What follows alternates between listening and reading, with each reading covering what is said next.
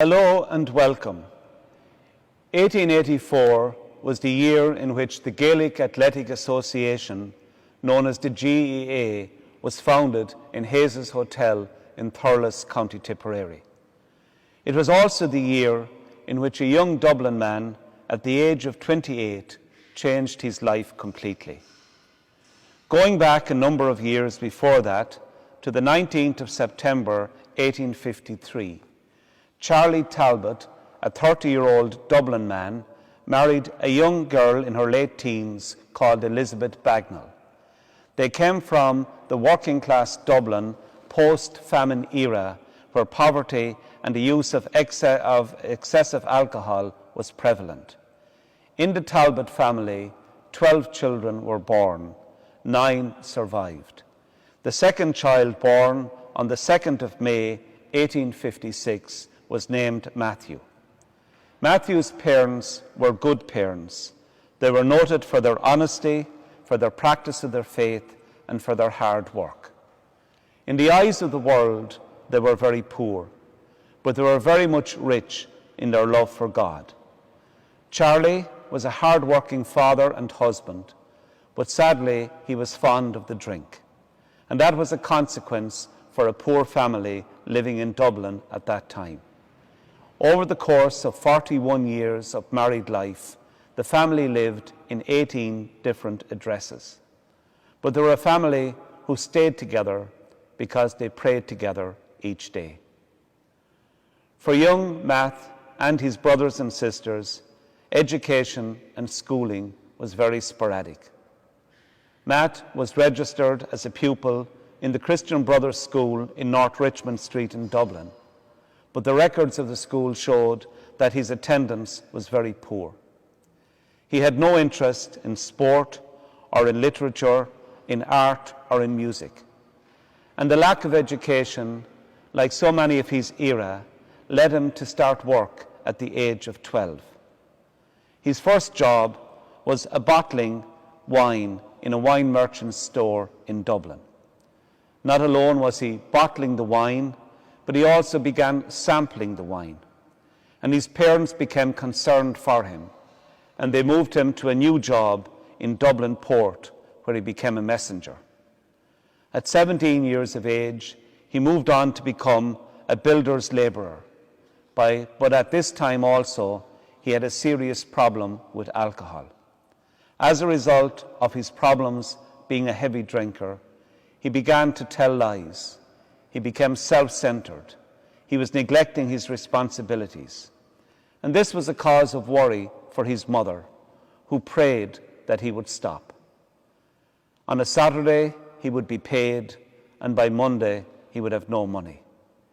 And that would lead him to borrowing and to begging from his so-called friends.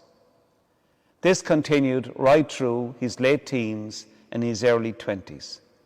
And by the age of 28, he was a down-and-out alcoholic. He had no work, no money, no friends. And he made the biggest decision of his life. He took the pledge. He took a promise to God that he would abstain for 3 months from all alcoholic drink. And his mother prayed that each day he would keep that promise.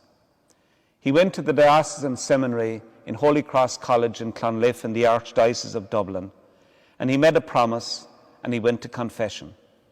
And the following morning he went to Mass and Holy Communion. And that routine became part of his daily life until the day he died. It wasn't easy for Matt. He was ridiculed by his friends, but he did turn to the Lord in the Eucharist, to Our Lady and to the Rosary. He took on different forms of penance to make up for his wrongdoings of the past. And as time moved on, he did begin to conquer old habits. He learned to read and write, something he hadn't done when he was at school. And reading and writing opened doors for him, because he was now able to read the lives of the saints that he became very attracted to. St. Therese, St. Catherine, St. Francis of Assisi, St. Anthony. And he became obsessed with honesty. In the past, he had stolen, Now he was beginning to make restitution. His personal prayer life was developing. He sought a spiritual director to give him direction in his prayer life. He became, as a worker, very conscious of social justice and the teachings of the church. As a trade unionist, he argued and worked for a just wage for everybody. His true personality was forming. Truthfulness, loyalty to faith, family and friends became the man we all know as Matt Talbot. His decision to abstain for life from all alcoholic drink was a challenging one, but it was also the beginning of a long and a difficult road. It did take time, effort, and indeed a lot of soul searching. But in that journey, Matt practiced self-discipline, and indeed as self-discipline, while it was hard for Matt, as indeed it is for all of us, it was also good for him.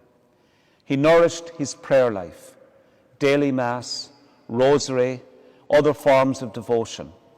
He went to missions, retreats and novenas that he could find happening in the city of Dublin.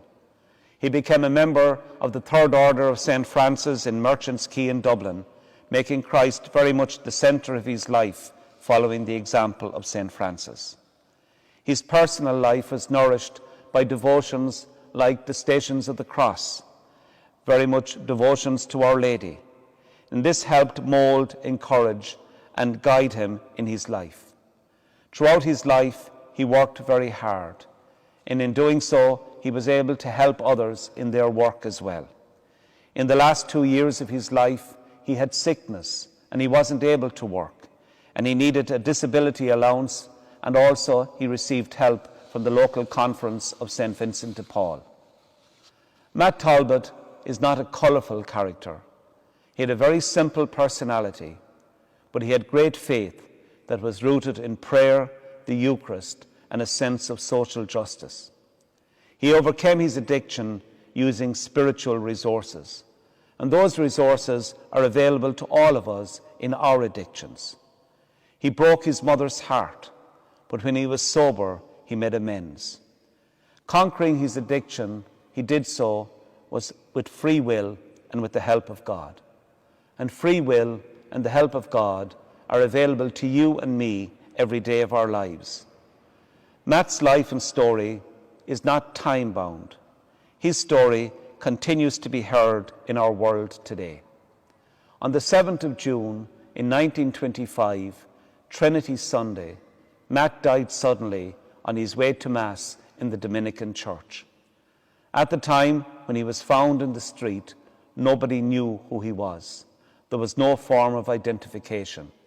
And it took the following day for his sisters to report him missing, that they identified him in the city morgue in Dublin. In doing so, Matt began a life in eternity that has continued to influence us to this day. His body was initially buried in Glasnevin Cemetery, but when the cause of his canonization was begun a few years later, his body was removed and exhumed and placed in a tomb in the Church of Our Lady of Lourdes in Sean McDermott Street in the heart of Dublin, where people to this day can venerate and pray seeking his intercession. 3 things Matt Talbot said that each one of us cannot escape. The first, the eye of God. Secondly, the voice of conscience. And thirdly, the stroke of death. So his advice was, in company, guard your tongue. In family, guard your temper. And when alone, guard your thoughts. God bless you.